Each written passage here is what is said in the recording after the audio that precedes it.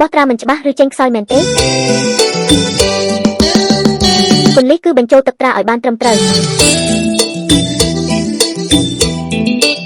ត្រាប្រភេទនេះសង្កត់ចេញច្បាស់រាល់លើកដោយមិនចាំបាច់ប្រើតាំប៉ុងឬបន្ទះទឹកត្រាបញ្ចូលទឹកត្រាម្ដងប្រើបានរាប់រយដងចង់ឲ្យស្នាមកាន់តែច្បាស់គ្រាន់តែបង្វិលសាច់ត្រាលាងចេញឬលឹបចូលតាមកម្រិតដែលអ្នកត្រូវការ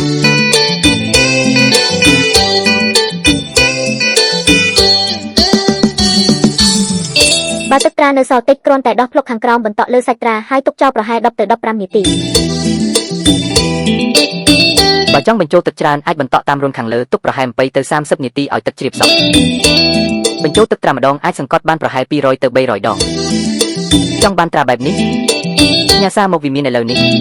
ឆ្លាក់ពីចម្ងាយនិងផ្ញើជូនគ្រប់ខេត្តក្រុង